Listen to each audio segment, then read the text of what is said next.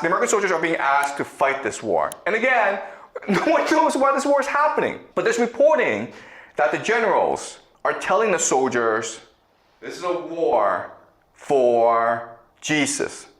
This is a war to create the second coming of Jesus, okay? This is Jonathan Larson, and he's writing this on Substack, okay? U.S. troops were told Iran war is for Armageddon, the return of Jesus. What is this? Okay, so some soldiers who are not Christians were told that this is a war for Jesus, and like, wait a minute, we're not Christians, we're Muslims or we're atheists. Why are we fighting this war? And so they filed a complaint about this speech, okay?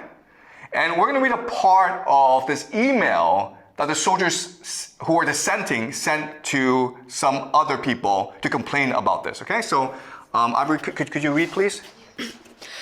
I am a NCO rank withheld in our unit.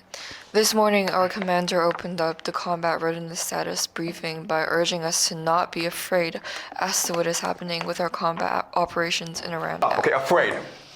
This word tells us they're losing the war, okay? Right? Keep on going. He urged us to tell our troops that this was all part of God's divine plan, and he specifically Wait a minute here. Wait a minute. God's divine plan? God's not the one ordering them to fight this war. It's Trump or the American military, okay? This is kind of weird. Keep on going. And he specifically referenced numerous citations out of the book of Revelation referring to Armageddon and the imminent return of Jesus Christ. He said that President Trump has been anointed by Jesus to light the signal fire in Iran to cause Armageddon and mark his return to earth. Oh my God. President Trump, the fire in Iran. It's all part of a grand plan to destroy the world so that Jesus will return. What is this crap? Okay, keep on going.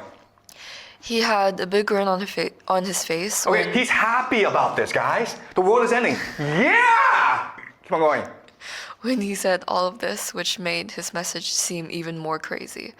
Our commander would probably be described as a Christian first supporter.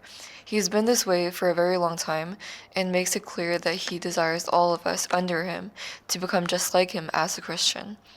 But what he did this morning was so toxic and over the line that it shocked many of us in attendance at the Ops Readiness briefing. Besides myself, I am reaching out to MRFF on behalf of 15 fellow troops. I know you asked me about the religious views of our group who has requested help from the MRFF. I can only tell you that I am Christian, and at least 10 of the others are also Christians. One of the others is Jewish and one is Muslim. I don't know the religious or non-religious status for the other 3 at this time.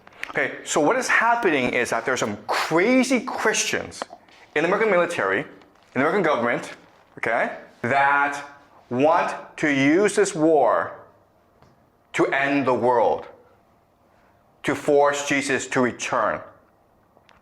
That is why this war is happening. Okay, I'm not saying that this is the reason why. I'm saying like this is a possibility, okay? All right, this is Trump, and these are all religious leaders that support Trump because they see him as the Messiah. They see him as this great hero who will cause the triumph of Christianity and the return of Jesus. And that's a possibility as to why this war is being fought, okay? Because quite honestly, there's no other reason. It's hard for me to come up with another reason, okay? So this is something that we will look at as we go along. What is this crap? What is Christian Zionism? Why would they think that this war in the Middle East will cause the return of Jesus? Okay, we'll discuss this later on. But now it leads us to another problem, which is our entire class is on game theory, right? Guys, this is kind of weird because what this suggests is that religion is more important, okay? So what's the point of game theory if people don't play by game theory? If they're just religious fanatics, all right? And the answer is this, and the answer is, it's still game theory. But the problem is that what you think, the game that you think they're playing is not the game they're playing. The reward that you think they want is not the reward that they want, okay? We think in terms of material things, okay? So money, resources, power. We think that the war is being fought over these things, and it's not. All right? The grand secret, the grand reveal of the semester, of this course is this.